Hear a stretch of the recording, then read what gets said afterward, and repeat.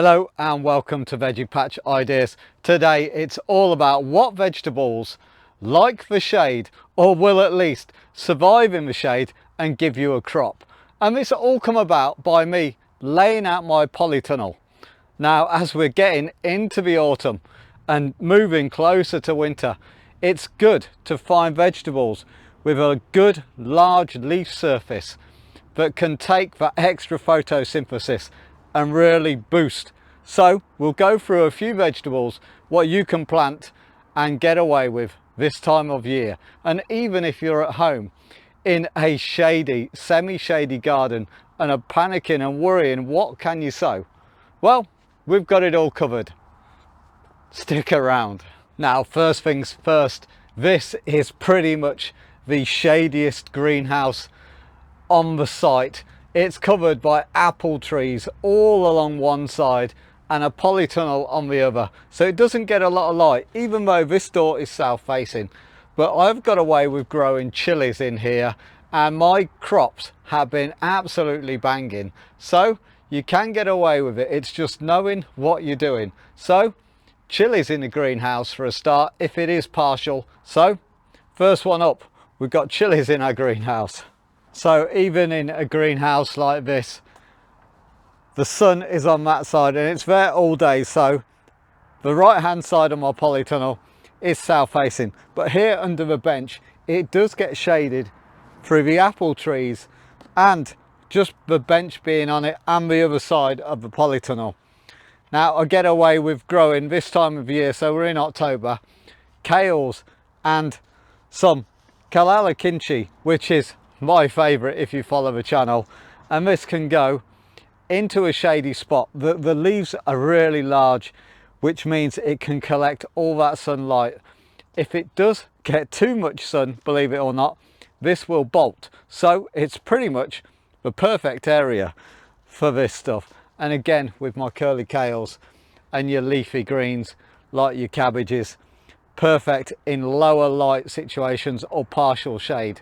And what I mean by partial shade is anything from 6 to 4 hours of sunlight. So not a lot in the day, but enough to give it that boost. So if you're after just a list of basic vegetables that do well in shady conditions, we'll start off with the old favourite of mine, it's lettuce. And that will do, it's got big leaves, it will take that low light. Also spinach, kale, rocket, Swiss chard, spring onions and any mustard greens that you have. These are all the low light vegetables of choice for me. And when it comes to root vegetables, we're looking at things like carrots, beetroots and turnips. So if you have that shady border, those are what I'd be putting in, obviously when the time's right to be sowing those vegetables. Now if you're planning a herb garden, mint is a fantastic herb which will grow in the shade. This has been on the north side of the tunnel and it's just coming into its own. Put it in a tub if you're going to plant it in your border and then bury the tub. These roots go everywhere and it can be invasive. So mint is a great shade loving plant. Also followed by chives and parsley.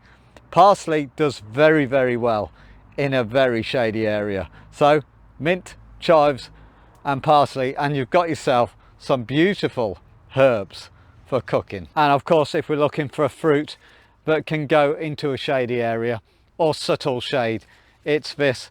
It's our blueberries.